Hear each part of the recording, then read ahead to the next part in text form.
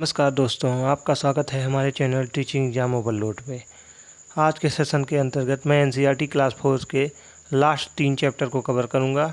आज NCERT class 4 के सारे चैप्टर कवर हो जाएंगे और कल से मैं एनसीईआरटी क्लास 5 स्टार्ट कर दूंगा।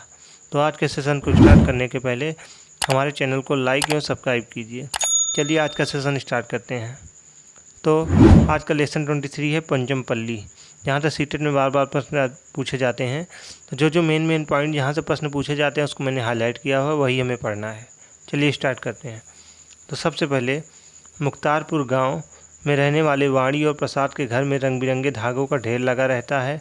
उनके अम्मा अप्पा और परिवार के सभी लोग बुनाई का काम करते हैं। यह बुनाई बहुत ही सुंदर और अपने आप में अनोखी होती है। उनका गांव तेलंगाना राज्य के पंचमपल्ली कस्बे के पास है।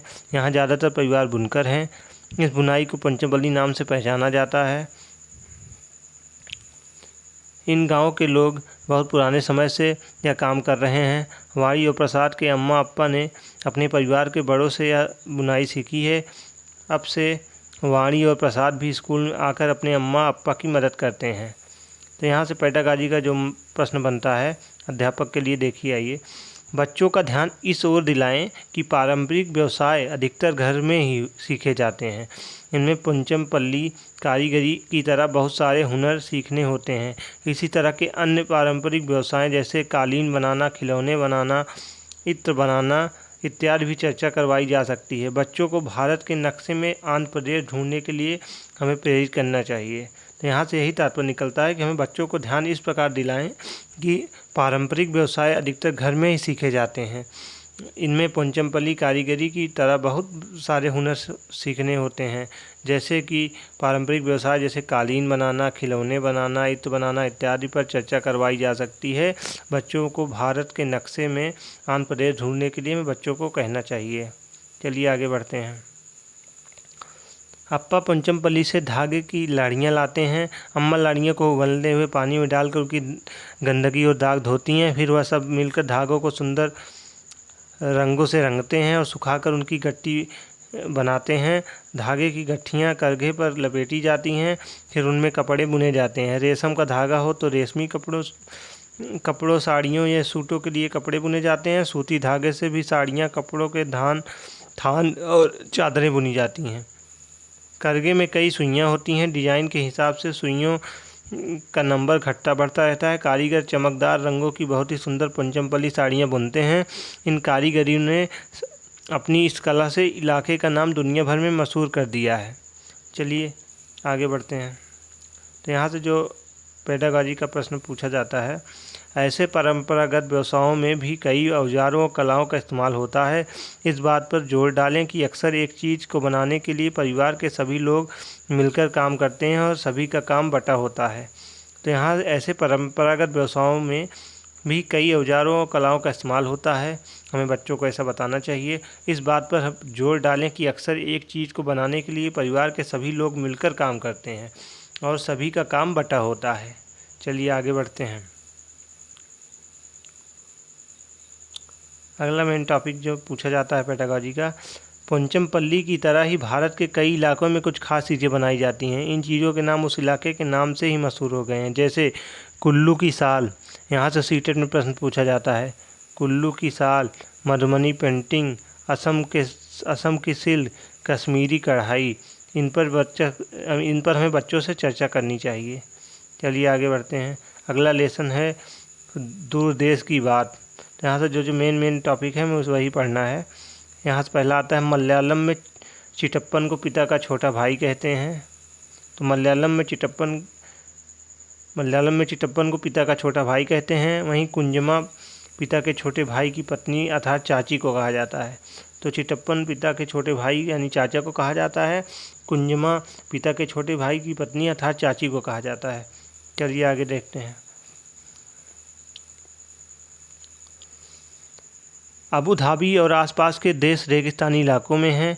शहर में थोड़ी ही दूर जाओ तो चारों ओर दूर दूर तक रेत ही रेत दिखाई देती हैं। ना कोई पेड़, ना कोई हरियाली, केवल रेत। केरल में बने अपने घर के आसपास की हरियाली और ठंडे पानी को मैं बहुत याद करती थी। अब यहाँ आकर बहुत अच्छा लग रहा है, कुंजमा बोली। चलिए आगे देखते हैं।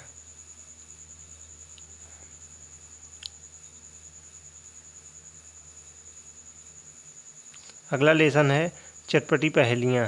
तो यहाँ से जो प्रश्न बनते हैं एक कविता के माध्यम से बताया गया है। कूटी जाती पीसी जाती भोजन तीखा खूब बनाती, खाने में जो ज़्यादा डल गई तो फिर मुंह में निकली सी आँख नाक से निकले पानी, याद दिला दूँ सबको नानी, सोचो सोचो कौन हूँ मैं, जल्दी बोलो कौन हूँ मैं। तो पहेली के माध्यम समझाया गया है। पिछली बार यहाँ से सीटेट में प्रश्न भी बना था, आगे उससे हम चर्चा भी करेंगे। तो लाल मिर्च हो जाती है। ठीक, चलिए आगे देखते हैं। कूटी जाती पीसी जाती खाने में पीला रंग लाती, तेल में मुझे मिलाकर दादी, चोट लगे तो झट से लगाती, सबकी चोट को ठीक कराती, इसलिए मैं सबको भाती, सोचो सोचो कौन हूँ मैं, जल्दी बोलो कौन हूँ मैं। बताओ। तो हल्दी होती है। ठीक, चलिए आगे देखते हैं। यहाँ से सीटेट में प्रश्न पूछा गया था। काले काले मोती जैसे छोटी सी पर गोल हूँ, बारीक पिसी या दरदरी मैं तीखे स्वाद वाली हूँ, मीठे और नमकीन में मैं दोनों में ही डाली जाती हूँ, सोचो सोचो कौन हूँ मैं, जल्दी बोलो कौन हूँ मैं। चलिए, ये काली मिर्च हो जाती है। आगे देखते हैं। मैं पतला सा पर छोटा हूँ, भूरा भी हूँ और काला भी हूँ, गरम घी और तेल में मैं खुशबू फैलाता हूँ, दही और जलजीरे में भुनकर डाला जाता हूँ, सोचो सोचो कौन हूँ मैं, जल्दी बोलो कौन हूँ मैं। तो यहाँ इसका सही हो जाएगा जीरा। चलिए आगे देखते हैं। हरे रंग की जीरे जैसे ठीक हाजमा रखती, खाने के बाद मुझे खाते मैं मुंह का स्वाद बढ़ाती, सोचो सोचो कौन हूँ मैं, जल्दी बोलो कौन हूँ मैं। तो यहाँ से सीटेट में प्रश्न पूछा गया था, सौंफ होता है।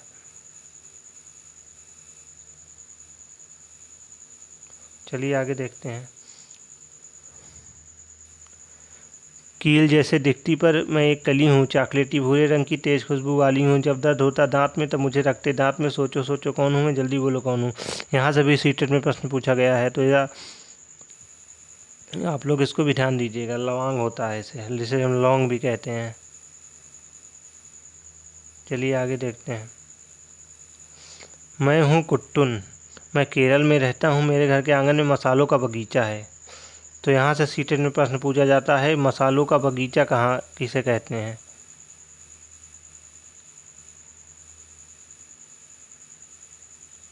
मसालों के बगीचे को हम क्या कहते हैं, केरल। ठीक, चलिए आगे देखते हैं। तो यहाँ गरम मसाला कई मसालों का पिसा पाउडर जैसे जीरा, इलायची, छोटी छोटी बड़ी लौंग, दालचीनी, काली मिर्च, तेजपत्ते, सौंठ आदि के बारे में बताए बच्चों को हमें बताना चाहिए। चलिए आगे बढ़ते हैं। अगला लेसन है फौजी वहीदा। तो फौजी वहीदा के बारे में आइए जानते हैं। क्या तुमने इनकी फ़ोटो कहीं देखी है? ये हैं लेफ्टिनेंट कमांडर वहीदा प्रिज्म। ये भारतीय नौसेना में डॉक्टर हैं और नौसेना के समुद्री जहाज़ पर काम करने वाली गिनी चुनी महिलाओं में से एक हैं। पहली महिला हैं जिन्होंने एक पूरी परेड की कमान संभाली थी। किसी भी सेना में यह बहुत बड़ी बात मानी जाती है। यहाँ से जो प्रश्न पूछा जाता है, पूरी परेड की कमान कौन संभाली थी? वहीदा प्रिज्म कमाई थी। ये क्या हैं? लेफ्टिनेंट कमांडर हैं। भारतीय नौसेना में डॉक्टर भी हैं। ठीक,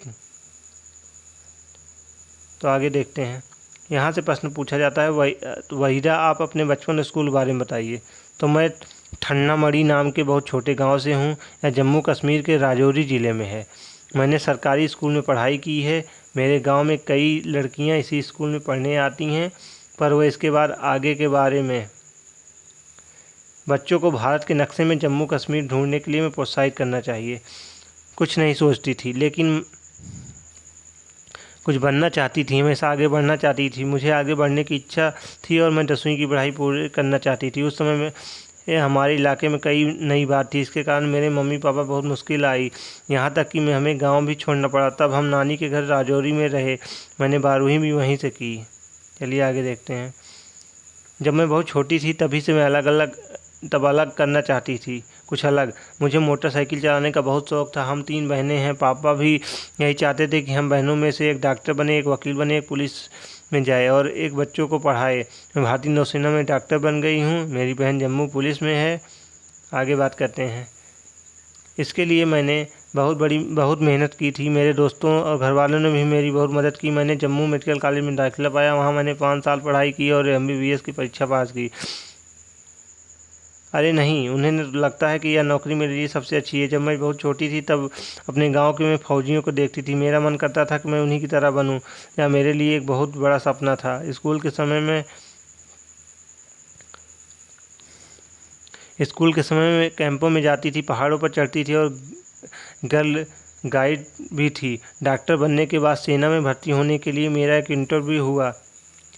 तो यहाँ से पेडागाजी का जो प्रश्न बनता है, बच्चों को भारत की तीनों सेनाओं के बारे में जानकारी दी जा सकती है। इसके लिए फौजी परिवार में आने वाले बच्चों की मदद की जा सकती है। तो यहाँ से फौजी परिवार से जो बच्चे पढ़ने आते हैं उनको भारतीय 3 सेनाओं के बारे में जानकारी दी जा सकती है और उन बच्चों की मदद ली जा सकती है जो फौजी परिवार से आते हैं। चलिए अगला पॉइंट जो आता है, घूमने का बहुत शौक़ था। मेरा दूर दूर जाने का मन करता था। मैं पहाड़ वाली जगह में पैदा हुई थी। अब मैं समुद्र में काम कर रही हूँ, बहुत अच्छा लग रहा है। बहुत कम महिला अधिकारियों ने जहाज़ पर काम किया है, मैं उनमें से एक हूँ। पहले नौसेना में महिलाएं जहाज़ पर नहीं आती थी। अब जब मौका दिया गया तो मैंने खुद ही आगे बढ़कर अपना नाम दिया। मैं तो पनडुब्बी में भी जाना चाहती हूँ। मैं हर ऐसा काम करना चाहती हूँ जो लोग सोचते हैं कि महिलाएं नहीं कर सकती। तभी तो महिलाओं को पनडुब्बी में जाने नहीं दिया जाता। जब भी मौका मिलेगा मैं ज़रूर जाऊंगी। मैं भारतीय नौसेना में डॉक्टर हूँ। नौसेना में काम करने वाले डॉक्टर मरीजों को सिर्फ दवाई की नहीं, वह तो दरअसल मेडिकल अधिकारी होते हैं। जहाज़ 3-4 महीने के लिए समुद्र में जाता है तब मेरी जिम्मेदारी होती है कि सबकी तबीयत ठीक रहे। मैं जहाज़ में मौजूद सभी अधिकारियों की नाविकों को चेकअप करती हूँ। इसके अलावा यह भी, यहाँ से पेडागाजी का जो प्रश्न बनता है, इस बातचीत की मदद से बच्चों को प्रोत्साहित करें कि वह भी बड़ा बनने का सपना देखें और उसके लिए मेहनत करें। हमें बच्चों को प्रोत्साहित करना चाहिए ताकि वह भी बड़ा बनने का सपना देखें और उसके लिए कड़ी मेहनत कर सकें।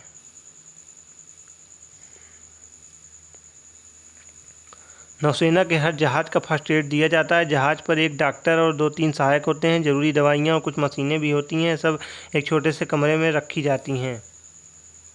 3 साल तक मेरी परेड देखने के बाद मेरे अधिकारियों ने मुझे यह मौका दिया। मुझे लगा कि मेरे अधिकारियों ने मुझे चुना है, मुझे विश्वास दिखाया, इसलिए मैं बहुत लगन से परेड का अभ्यास किया था। परेड के बारे में कुछ और बताएं। जब परेड होती है तब पीछे 4 टुकड़ियाँ रहती हैं। पूरे परेड में 36 निर्देश दिए जाते हैं। तो यहाँ से भी प्रश्न पूछा जाता है, परेड में कितने निर्देश दिए जाते हैं? तो 36 निर्देश दिए जाते हैं। 4 टुकड़ियाँ चलती हैं। निर्देश इतनी ज़ोर से देने होते हैं कि सबसे पीछे वाली टुकड़ी के लोग भी सुन पाएँ, देखने वाले तक भी आवाज़ सुने और जो मैदान में दूसरी तरफ बैठते हैं। इस पाठ को पढ़ाते हुए अन्य व्यवसायों को भी चर्चा करवाई जा सकती है हमें बच्चों से। चलिए आगे देखते हैं। घबराहट तो नहीं थी, पर 36 बार चिल्ला कर निर्देश देने होते हैं। एक भी भूल जाओ तो पूरी परेड गड़बड़ा जाती है। मैंने पूरा 1 महीना सुबह शाम अभ्यास किया था। परेड मैं स्कूल में भी करती ही थी। यह नाम मेरे पापा ने मुझे दिया था। पिच में ऐसा कांच होता है जो 7 रंग का दिखाता है। तो वह चाहते थे कि मैं इसी तरह अपनी पहचान बनाऊं, इसलिए उन्होंने बचपन में मुझे यह नाम दिया था। चलिए आगे देखते हैं। तो यहाँ से पेडागाजी का जो प्रश्न बनता है, इस बात पर जोर दिया जा सकता है कि अब महिलाएं भी बड़ी संख्या में तीनों सेनाओं और पुलिस में जा रही हैं। बच्चों को कक्षा में प्रिज्म दिखाएं। तो हमें कक्षा में बच्चों को प्रिज्म दिखाना चाहिए। और इस बात पर भी जोर दिया जा सकता है कि अब महिलाएं भी बड़ी संख्या में तीनों सेनाओं और पुलिस में जा रही हैं। चलिए आगे बढ़ते हैं। तो आज का सेशन यहीं पे समाप्त होता है। आज NCERT क्लास 4 के सारे चैप्टर ख़त्म हो गए। मैंने NCERT क्लास 4 के सारे चैप्टर को अच्छी तरह से कवर कर लिया। यहाँ से जो भी इम्पॉर्टेंट पॉइंट बनते थे मैंने सबको कवर किया। अब कल से NCERT क्लास 5 के चैप्टर स्टार्ट कर दिए जाएंगे। अगर आप पेपर 2 में SST की तैयारी करना चाहते हैं तो विपुल सर के द्वारा SST की क्लासेस चलाई जा रही हैं, जिसमें NCERT ज्योग्राफी क्लास 6 के चैप्टर कवर हो गए हैं। कल से हिस्ट्री के भी क्लास स्टार्ट हो जाएंगे NCERT क्लास 6 के। वहीं अगर पेपर 2 में आप साइंस की तैयारी करना चाहते हैं तो कल से साइंस की पहली क्लास स्टार्ट कर दी जाएगी। तो अगर आप सीटेट की प्रॉपर तरीके से टॉपिक वाइज तैयारी करना चाहते हैं तो हमारे चैनल के साथ जुड़ जाइए। हमारे चैनल को लाइक और सब्सक्राइब कीजिए। तो आज का सेशन यहीं पे समाप्त करते हैं। कल फिर मिलते हैं किसी नए सेशन के साथ। तब तक के लिए धन्यवाद।